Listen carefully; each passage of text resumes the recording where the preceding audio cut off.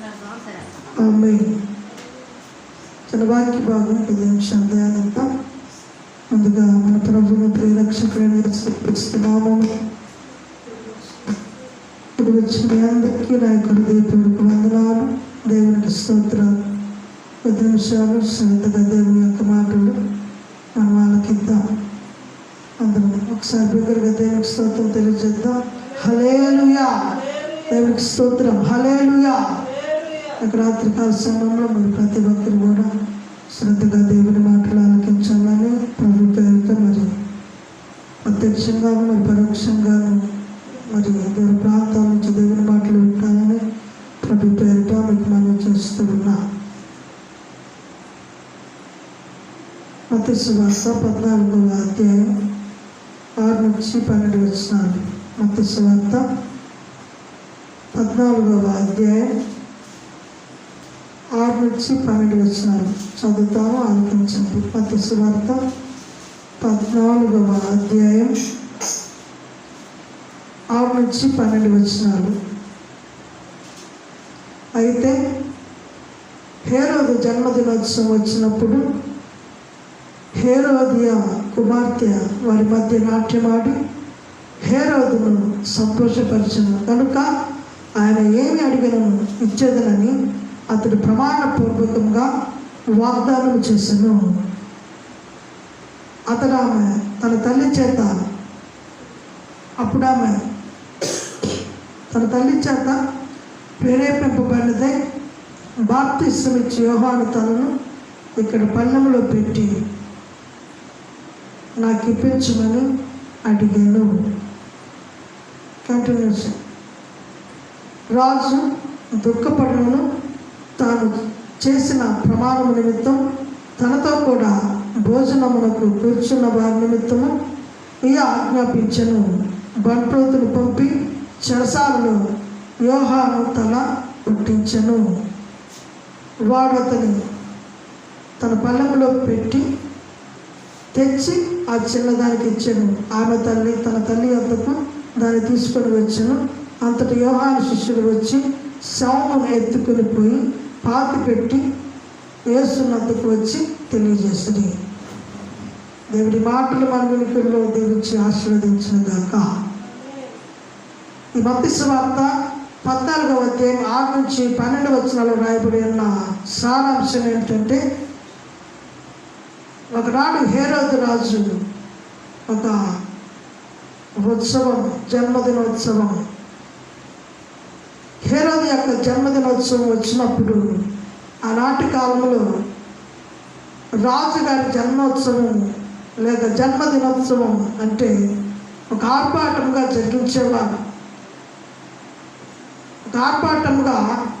జరిగించేవారు. అయితే ఈ హేరోదు రాజు పుట్టినరోజు వచ్చినప్పుడు కూడా ఎంతో ఆర్భాటంగా ఏర్పాటు చేశారు. అయితే హేరోదు యొక్క కుమార్తె అంటే హేరోదు రాజు యొక్క భార్య యొక్క కుమార్తె ఈమె గారు ఏం చేస్తుందంటే ఆ జన్మదినోత్సవం నాడున నాట్యం ఆడింది.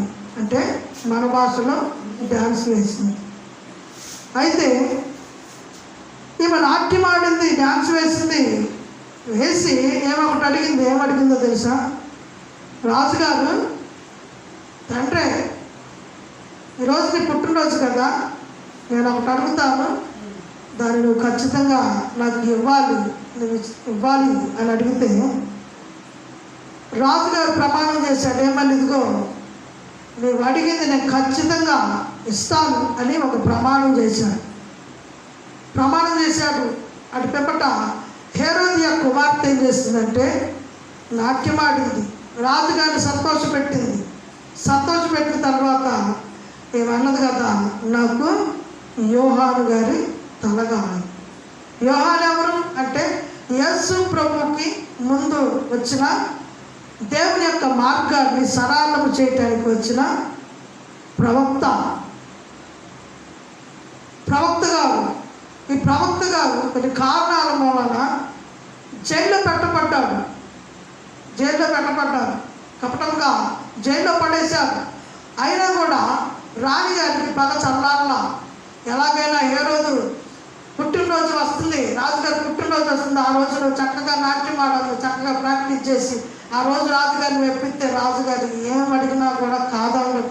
కాబట్టి ఆ రోజుకు నువ్వు సిద్ధపడాలని తల్లి ఏం చేసిందంటే తన కుమార్తెను సిద్ధపరిచి అక్కడ ఉన్న ఆ స్థానంలో ఉన్న రాజుగారు ఇంకా అనేకులు ఉంటారు కదా, వారందరి ముందు నాట్యం ఆడి ఏం చేసిందంటే ఇంక అడిగింది కదా, నాకు యోహాను గారి తల కావాలి, చెరసాల్లో ఉన్న యోహాను గారి తల కావాలి, ప్రవక్తన వెళ్ళిన యోహాను గారి తల కావాలి అని అడిగినప్పుడు రాజుగారు ఏం చేశాడంటే ఇంకా మనసులో నొప్పి పుట్టింది. ఎందుకంటే యోహాను గారు తప్పు చేసేవాడైతే కానే కాదు, తప్పుడు వ్యక్తి కాదు, నెంబర్ 1 మంచి ప్రవక్త, ముక్కుసుంటి మనిషి, ఏదంటే అది మాట్లాడతారు అంతేగాని పైన ఒకటి లోపల ఒకటి ఇలాంటివి ఏమీ ఉండవు. అందుకే మనం ప్రారంభంలో యోహాను గారు పరిచయం ప్రారంభంలో చూసినట్లయితే ముస్లింలారా రాబో ఉగ్రతను తప్పించుకుంటకు మీకు బుద్ధి చెప్పిన వాడెవరు అన్నాడు. సర్పసంతానమా రాబో ఉగ్రతను తప్పించుకోవటానికి మీకు బుద్ధి చెప్పిన వాడెవరు అని అన్నాడు. ఇలా యోహాను గారి మాటలు చూస్తే మనుషులకు చాలా కఠినంగా అనిపించాయి. తప్పు చేసినా కూడా మొహమాటం లేకుండా చెప్పేవాడు. అందుకే ఇతనంటే హేరోదియాకి కూడా నచ్చలా. అందుకే అసలు బతకూడదు, జైల్లో వేయటం కాదు, చెరసాల్లో పెట్టడం కాదు, అసలు బతకకూడదని ఒక తప్పటోపాయంతో పన్నాగం పడింది. ఆ నాట్యం ఆడి రాజుగారి దగ్గర ఒక ప్రమాణం తీసుకొని కపటోపాయంతో యోహాను గారిని చంపించేసింది. చనిపోయాడు యోహాను గారు, సాక్షి అయిపోయాడు, చంపబడ్డాడు. తన తలను భట్రోజులు వచ్చి తెగ నరికిన తర్వాత యోహాను గారి శిష్యులు వచ్చేసి ఏం చేశారంటే మొండని తీసుకెళ్ళి పాతి పెట్టి అటు తర్వాత ఏం చేశారంటే యేసు ప్రభువుకి తెలియజేశారు, ఈ విధంగా జరిగింది, ఈ విధంగా యోహాను గారిని చంపేశారు అని తెలియజేయడం జరిగింది. ఇలా మనం చూసినట్లయితే యోహాను గారు మరణించారు. యోహాను గారి జీవితం నుంచి మనం నేర్చుకోవాల్సిన అంశం ఏమిటంటే భక్తి కలిగి చనిపోయారు అంటే తాము చేయవలసిన పని అయిపోయింది. భక్తి కలిగి చనిపోయారు అంటే వారు చేయాల్సిన పని కంప్లీట్ అయిపోయింది, సంపూర్తి అయిపోయింది. చాలామంది చనిపోయారంటే మనం అనుకుంటాం కదా, భక్తులు చనిపోయారంటే అప్పుడు కొంతకాలం ఉంటే బాగుండేది, మంచి భక్తులు అని మనం అనుకుంటాం. కానీ విషయం ఏంటంటే దేవుడు చెప్పిన పని, దేవుడు ఏర్పాటు చేసిన పని కంప్లీట్ అయిపోయింది. కాబట్టి దేవుడు ఏం చేశాడంటే ఆహ్వానాన్ని ఇచ్చేసాడు, నువ్వు వచ్చేసి. భక్తి కలిగి చనిపోయిన వారి పరిస్థితి అది. అంటే విషయం ఏంటంటే మనం ఎప్పుడు చనిపోతామో ఎవరికి తెలియదు. ఈరోజు బ్రతికున్న మనము రేపు కూడా బ్రతికుంటాము అని మనం అనుకుంటాం, కానీ అది మన చేతుల్లో అయితే లేనే అవకాశమే లేదు. బ్రతికుంటాం అని అనుకుంటాం, కానీ మనం బ్రతుకుతామో లేదో మనకు తెలియదు. అయితే మనం చేయాల్సిన పని ఏంటంటే బ్రతికి ఉండగానే, మనము జీవముతో ఉండగానే భక్తుల సంగతి చెప్తున్నాం. భక్తులు ఏం చేయాలంటే దేవుని పనిని జరిగించాలి. దేవుని స్తోత్రం కలుగును గాక. పని చేయాలి. ఏ పని? మనం ఉదయం లేచిన కానించి మన పనిలో మనం నిమగ్నం అయిపోతాం. ఉదయం లేచిన కానించి సాయంత్రం పడుతున్న దాకా మన పనులు మనం చేసుకుంటాం, కానీ దేవుని పని గురించి మనం ఆలోచించాం.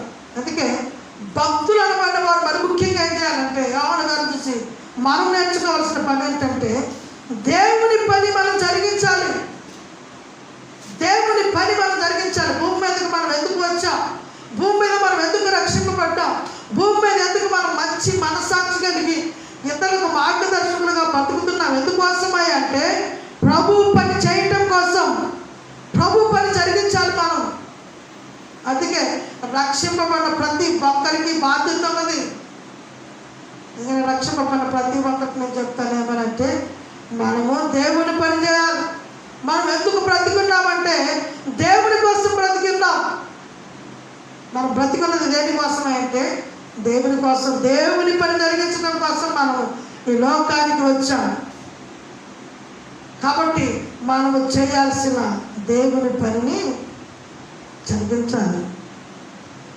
యోహానులాగా జరిగించాలి. యోహానులాగా మనం దేవుని కోసం నిలవబడాలి.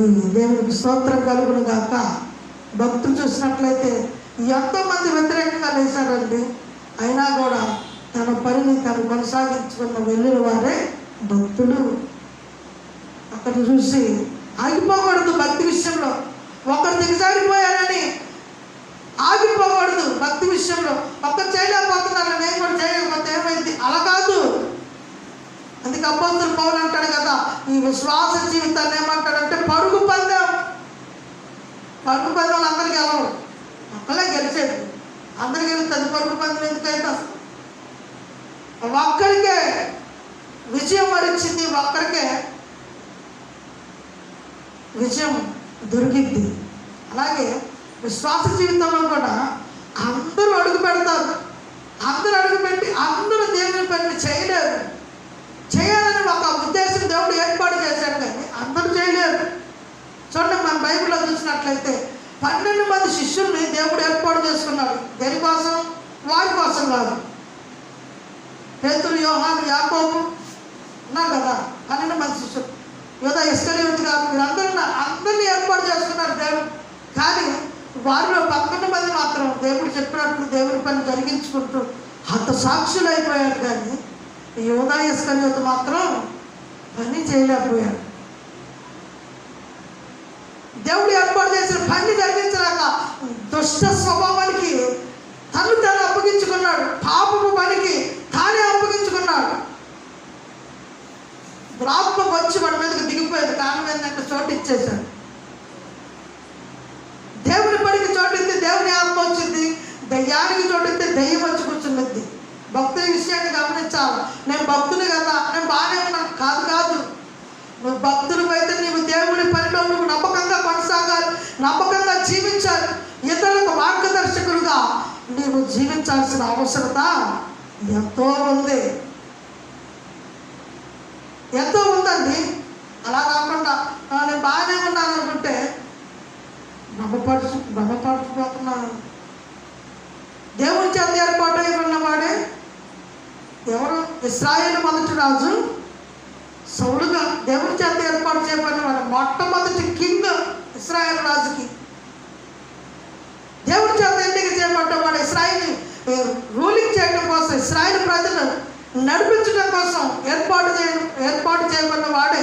అయినప్పటికీ అతని మీదకి దురాత్మ దిగి వచ్చింది. ఎందుకో తెలుసా? దుష్ట మనసు, దుష్ట స్వభావం, దుష్ట ఆలోచనలు, ఇతరులు పడగొట్టే ఆలోచన, చెడగొట్టే ఆలోచన ఎప్పుడైతే సౌలు గారు చేశాడో వచ్చి కూర్చుంది దురాత్మ. అందుకే భక్తులు అన్నబడి వారు మనకు మరణించేంత వరకు ఎలా మరణితో మనకు తెలియదు. అసాక్షణమే కావచ్చు, లేదా దావీదులాగా మరణం వచ్చేంత వరకు మన మతంలోనే ఉండవచ్చు, చెప్పలేము. ఎలాగ చనిపోతాం ఎవరికి తెలియదు.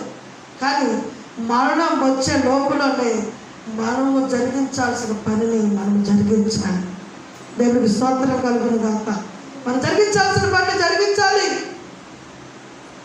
మనం చేయాల్సిన పనిని చేయాలి. ఈరోజు ఒక అతను అడుగుతున్నాము, ఎందుకంటే నేను ఉన్న ఊరిని వదిలిపెట్టి ఎందుకు వచ్చా మాస్టర్ గారు, ఎందుకు వచ్చా కలప విశ్వాసం అడుగుతుంది. ఎందుకని ఇంత చిన్నపిల్లలు వేసుకొని మీరు ఇలా మీరు ఎందుకని నేను అన్నాను కదా, దేవుని పని కోసం అండి. మా సొంతం కోసం అక్కడేదో ఫెసిలిటీస్ అనుకున్నాను కాదు. దేవుని కోసం. ఈ కాలక్రమంలో సంఘ పరిచర్య ఒకటైతే కరపత్రిక పరిచర్య ఎక్కడెక్కడ కలక చేస్తూ ఉంటాను. ఒకటే కాదు, ఒక చెప్పడమే కాదు, రకరకాలుగా దేవుని సువార్తను తీసుకొని వెళ్తాను. ఎందుకు అంటే నా మీద భారం, నాకు పని ఉంది. ఎప్పుడు ఒక ఆలోచిస్తాం, చచ్చిపోయే లోపల కొన్ని ఆత్మలైన దేవుని అందుకు నడిపించాలి. ఇది అసలు పని, దీన్ని జరిగించాలి. అందుకే రక్షింపబడిన మీరు రక్షింపబడ్డాను నేను బాగానే ఉన్నానంటే కుదరదు. నువ్వు దేవుని పనులు చేస్తూ జీవించాలి, చేస్తూ నువ్వు బ్రతకాలి, చేస్తూ నువ్వు మరణానికి దగ్గర అవ్వాలి. స్టెఫెన్ గారిని చూద్దాం.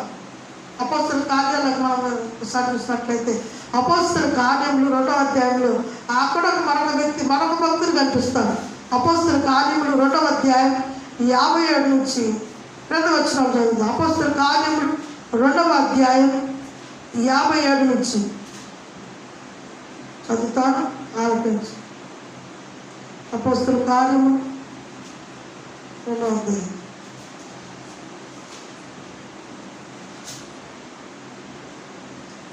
అపోస్తల కార్యం ఇక్కడ స్టెఫెను గురించిన మాట మనం 7వ అధ్యాయం. అపోస్తల కార్యములు 7వ అధ్యాయం అపోస్తల కార్యము 7వ అధ్యాయం 57 నుంచి మనం చదివినట్లయితే అక్కడ మనకు మరొక భక్తుడు కనిపిస్తారు. అప్పుడు వారు పెద్ద కేకలు వేసి చెవులు మూసుకొని ఏకముగా అతని మీద పడి పట్టణం వెలుపల అతన్ని వెళ్ళగొట్టి రాళ్ళి రుబ్బి చంపిని. సాక్షులు సౌలు అను ఒక యవనుని పాదముల యొక్క తమ వస్త్రమును పెట్టిని. ప్రభువు గురించి మొరపెట్టుచు, యేసు ప్రభువా, నా ఆత్మను చేర్చుకొని చెప్పని పలుకుచుండగా వారు అతన్ని రాళ్లతో కొట్టిరి. అతని మోకాళ్ళుని, ప్రభువా, వారి మీద ఈ పాపము మోపకమని గొప్ప శబ్దముతో పలికెను. ఈ మాట పలికి నిద్రించాను. సౌలు అతని చావునకు సమ్మతించిండు. ఇక్కడ మరొక భక్తి కలిగి చనిపోయిన వాడు ఒక యోహాను, రెండవ అతను స్టెఫెను. అపోస్తల కార్యం స్టెఫెను గారు ఎలా చనిపోయారంటే ఇతను కూడా దేవుని పని చేస్తూ చనిపోయాడు. దేవుని సువార్త చేస్తూ ఉంటే నచ్చని వాళ్ళు రాళ్ళు తీసుకొని రుబ్బి బాగా చెప్పాలి ఊరు అవతలకి తరుముకొని పోయి అక్కడ లోతైన గొంతులోకి నెట్టేసి రాళ్ళు తీసుకొని కొట్టి చంపారు. ఎవరంటే స్టెఫెను గారు. ఇతను కూడా భక్తులు పని చేస్తూ చనిపోయిన వాడు, పని చేస్తూ హతసాక్షి అయిన వాడు, పని జరిగిస్తూ తన జీవితాన్ని ముగించుకున్నవాడు. ఇలా యోహాను గారిని మనం చూసిన, స్టెఫెను గారిని మనం చూసిన, అపోస్తలుడు పౌలు గారిని మనం చూసిన, వీళ్ళందరూ ఎలా చనిపోయారంటే దేవుని పని చేస్తూ చేస్తూ చేస్తూ చేస్తూ ఏదో ఒకరోజు మరణం వచ్చింది. హతసాక్షులు అయ్యారు కొంతమంది మామూలుగా మరణం పొందారు, ఎలాగలాగా మరణించారు. కానీ మరణము వరకు నమ్మకంగా జీవించారు. దేవుని స్తోత్రం కలుగును గాక. హల్లెలూయా. అంటే భక్తులకు ఏముందంటే దేవుని పని ఉంది. భక్తులకు ఏముందంటే పని జరిగించవలసిన బాధ్యత ఉంది. అందుకే అపోస్తలుడు పౌలు అంటారు కదా, అవునే సువార్త ప్రకటించకపోయిన యెడల నాకు శ్రమ.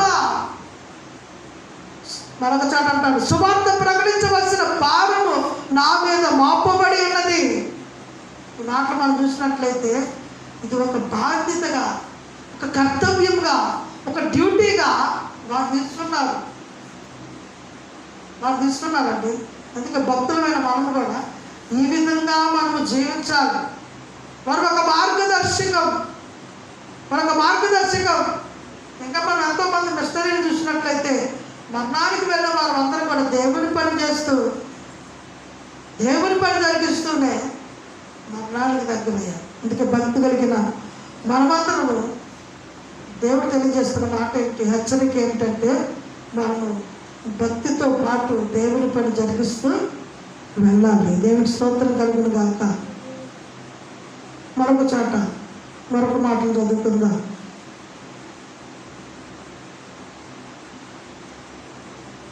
సామెతలు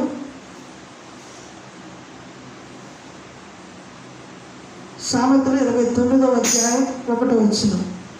సామెతల గ్రంథం 29వ అధ్యాయం 1వ వచనం. సామెతలు 29:1 చదువుతాను, ఆలకించండి. సామెతల గ్రంథం 29వ అధ్యాయం 1వ వచనం. ఎన్నిసార్లు గతించను లోబడిన వాడు మరి తిరుగు లేకుండా హఠాత్తుగా నాశనము. మరొక మాట, ప్రసంగి గ్రంథం 7వ అధ్యాయం 17వ వచనం. ఆ మాటను కూడా చదువు. ప్రసంగి గ్రంథం 7వ అధ్యాయం 17వ వచనం చదువుతాను, ఆలకించండి. అధికంగా దుర్మార్గపు పనులు చేయకుము, బుద్ధిహీనుడిగా తిరగవద్దు, నీ కాలములకు ముందుగా నీ వేళ చనిపోవద్దును. ఈ మాటలు మనం చూసినట్లయితే భక్తి లేకుండా చనిపోయినవా, భక్తి లేకుండా చనిపోయినవా. సామెతల 29వ అధ్యాయం 1వ వచనం చూసినట్లయితే అక్కడ బలం ఉందన్నమాట, అద్భుతం. ఎన్నిసార్లు గద్దించనను లోబడని, మరి తిరుగు లేకుండా హఠాత్తుగా నాశనం, హఠాత్తుగా మరణిస్తారు. అనుకున్నట్టుగా కాదు, కనీసం చనిపోతారని ఒక ఊహ కూడా ఉండకుండా హఠాత్ మరణం, హఠాత్ పరిణామం, అనుకోని సంఘటన, అనుకోని మరణం అంటారు కదా, హఠాత్ మరణం. ఎన్నిసార్లు గద్దించినా కూడా లోబడిన వారు ఈ విధంగానే మరణిస్తారు. దేవుడు గద్దిస్తాడు, కొంతమందిని గద్దిస్తాడు. భూమి మీద బ్రతికి ఉండగానే గద్దిస్తాడు. ఎందుకు గద్దిస్తారు? దేవుడు అంటాడు కదా, నా కుమారుడా ఉపదేశాన్ని అంగీకరించు, దాన్ని నువ్వు కంఠభూషణంగా ధరించు, దాన్ని కిరీటంగా ధరించు అని చెప్తాడు. ఎందుకు అలా చేయవద్దు అని ఎందుకు చెప్తానంటే, ఇదిగో నువ్వు చనిపోవటం నాకు ఇష్టం లేదు, నువ్వు చనిపోవడం నాకు ఇష్టం లేదు, నువ్వు తప్పు చేయడం నాకు ఇష్టం లేదు, కాబట్టి నువ్వు మరలు కొల్పబడాలని దేవుడు ఏం చేస్తాడంటే గద్దిస్తాడు, గద్దిస్తాడు. గద్దింపు. భక్తి లేకుండా చనిపోయారంటే ఒక విషయం ఏంటంటే వారికి అవకాశాలు అయిపోయినాయి. అవకాశాలు దేవుడు చాలా ఛాన్సులు ఇస్తాడు మరణం వరకు. చూడండి, మనం గత గుడ్ ఫ్రైడే రోజు ఒకరి గురించి మనం బాగా హైలైట్ చేసి చెప్పాను. ఎవరో ఏంటి అతను సిలువలో వేయబడిన ఒక దొంగ అంటాడు కదా, లాస్ట్ ఛాన్స్ను ఉపయోగించుకున్నాడండి. జీవితంలో ఎన్ని ఛాన్సులు వచ్చినాయి మనకు తెలియదు, కానీ సిలువ మీద ఒక ఛాన్స్ దొరికింది. మరొకటి కూడా సిలువ మీద ఇంకో ఛాన్స్ అతనికి దొరికింది. ఛాన్స్ ఇద్దరు చెరొక పక్క ఉన్నారు కదా, ఇద్దరు అనొచ్చు, తండ్రి నీ రాజ్యంతో వచ్చినప్పుడు నన్ను జ్ఞాపకం చేసుకుంటే ఇద్దరికి దొరికేదా. ఎందుకంటే ఆయన ఎవరికి తోచి వేసేవాడు కాదు కదా. అడిగినట్లయితే ఎలా ఉండేదో, కానీ ఒకడు మాత్రం అడిగాడు, మరొకడు మాత్రం విడిపించు, ఇగో ఈ శీలం తీసేపించు, నువ్వు శక్తివంతుడు అంటారు కదా, అద్భుతాలు చేస్తూ ఉంటావు కదా, ఇది విడిపించి నన్ను కూడా నువ్వు కూడా విడుదలపోదు, ఆయన వెళ్ళిపోదాం అన్నాడు. మరొక అతను అంటాడు కదా, చేసిన తప్పుడుకి ఇది తగినది శాస్త్రి, ఆయన పరిశుద్ధుడు రా, మనకు తగ్గిందే కానీ ఆయనకు తగ్గింది కాదు, ఆయన దేవుడి కుమారుడు అని నేను అంటాడు కదా. నీ రాజ్యంతో వచ్చినప్పుడు నన్ను జ్ఞాపకం చేసుకునే కానీ దేవుడు ఒక వార్త, ఒక ప్రామిస్ చెప్తాడు. ఏమంటాడు తెలుసా? నేను నువ్వు నాతో కూడా మన దేశంలో ఉంటాను. దేవుని స్తోత్రం కలుగులు కాక. చెప్పని ఛాన్స్ ఉపయోగించుకున్నాను. జీవితంలో కూడా ప్రతి ఒక్కరికి ఛాన్సులు వస్తాయి, అవకాశాలు వస్తాయి, రక్షణ పొందుకోవడానికి అవకాశాలు వస్తాయి, దేవుడి సంఘంలో చేర్చబడడానికి అవకాశాలు వస్తాయి, దేవుడి వాక్యాన్ని వినడానికి అవకాశాలు వస్తాయి, దేవుడి మార్గంలో నడవడానికి అవకాశాలు వస్తాయి, మంచిగా బ్రతకడానికి అవకాశాలు వస్తాయి. కానీ అవకాశాలను పట్టుకొని దేవుళ్ళు నడిచే వాళ్ళు ఎంతమంది? అవకాశాలను ఛేదించుకొని దేవుళ్ళకి కట్టబడే వాళ్ళు ఎంతమంది? దేవుడికి చోటించే వాళ్ళు ఎంతమంది? అది గొల్లమంట ఒక నెల క్రితం మీకు చెప్పాను. అది ఒక మల్లేశ్వర్ గారని మనవరాలు మరణాపాయ పరిస్థితుల్లో ఉంటే ఫోన్ చేసింది. ఎవరో నెంబర్ ఇచ్చారు. పాస్టర్ గారు, రాజు పాస్టర్ గారు ఉంటారు, ఆ విచారణ ప్రార్థన చేసుకుని దేవుడు తగ్గిస్తాడన్న మాకు జరిగింది, మీరు చేర్చుకోండి అని చెప్పి ఒక నెంబర్ ఇచ్చారు దేవుడు. ఆమె నాకు ఫోన్ చేసి నైట్ బోర్నే ఎడుతుంది, అమ్మ మీ మనవరాలు బ్రతికిద్దు, మేము ప్రార్థన చేస్తాం, మేము నిద్రాగారం మానేసైనా మీకోసం మేము ప్రార్థన చేస్తాం అని చెప్పాను. సరే గారు చేయండి, ఖచ్చితంగా చేయండి అంటే ఎప్పుడు పడితే అప్పుడే, ఒక టైం లేదు.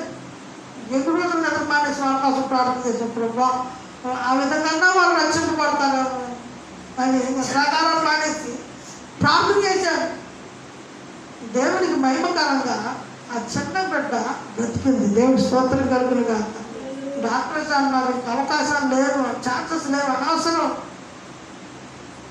మీరు ఆశలు పెట్టుకోవద్దు, అలా ఏడవద్దు, దేవుడు మరో పిల్లల్ని మరొక అబ్బాయిని ఇస్తాను లేదా మరొక అమ్మాయిని ఇస్తానమ్మా, ఎందుకు ఇలా బాధపడతారని చెప్తే ఏం మాత్రం పట్టు వదిలి పెట్టలేదు.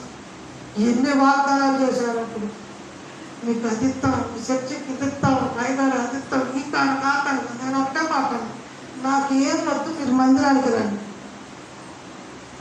ఎవరికి కావాలి డబ్బు? డబ్బు ఎవరికి కాదు, డబ్బు దేవుడికి తక్కువైంది. ఈ భూమిలో ఉన్నది ఎవరిది? మనం అనుభవిస్తుంది ఎవరిది? నువ్వు కష్టపడి సంపాదించి పెట్టుకున్నావు ఆ భూమిలో. నువ్వు పెడుతున్న గాలి, ఆఫ్టర్ గాలి నీది కాదు, దేవుడు ఇచ్చింది. అది భూమి మీద నాది అని మిగుతావు, దేవుడికైనా ఇస్తాను అనుకుంటు. ఎవరికి కావాలి? ఎవరికి కావాలి? ఎవరికి కావాలి? అయితే ప్రసన్నవసరం. ఆయనకు కావాల్సింది నీవు, ఆయనకు కావాల్సింది నీవండి, ఆయనకు కావాల్సిన మనిషి. అందుకే దేవుడు అంటాడు కదా, సర్వ సృష్టిలో మనిషి శ్రేష్ఠుడు. మనకైతే శ్రేష్టమైనది ఏంటిది? వెండి, బంగారం, డబ్బు, అది విలువైనవి. కానీ దేవుడి దృష్టిలో అవి శ్రేష్టమైనవి కాదు. శ్రేష్టమైన వాడు ఎవరైనా ఉన్నారు అంటే భూమి మీద నీవే. ఓ మనిషి నీవే శ్రేష్టమైన వాడు. ఆయనకు కావలసింది నీవే. ఎక్కడెవరికి కావాలి? అతను మళ్ళా 4-5 వారాలు అక్కడ కనిపిస్తుంది. అయ్యా నాటని కుదరదు, ఎందుకు కుదిరిద్ది? అప్పుడైతే కష్టాలు, ఎన్ని ఒప్పందాలు. నేను అప్పుడు కూడా చెప్తాను, ఒప్పందాలు కాదు, చక్కగా దేవుళ్ళు అన్నాడు ఏదో చెప్తాను. ఆ ప్రజలో ఎన్ని కోర్టు అంతాయి ఏం చెప్తాం. నేను అప్పుడు కూడా అన్నా, మీరు లేచిపోయి తెచ్చి తప్పని తెచ్చుకోవద్దు, మీరు ప్రార్థన చేసుకోండి, దేవుడు అన్నాడు చాలు, అంతకుమించి నేను ఏది ఆశపడలేదు. రాత్రి వచ్చాను, అయ్యా అయ్యామనుకున్నా కానీ మళ్ళీ ఏం పెట్టుకొని సమస్యలు వస్తున్నాయి అంటున్నావు అంటే మాట్లాడు.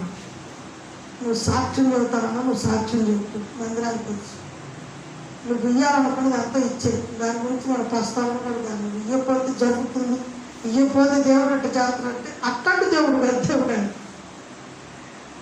ఇవ్వకపోతే పక్క తెచ్చుకునే దేవుడు కాదు. ఆయన ప్రేమ స్వరూపండి.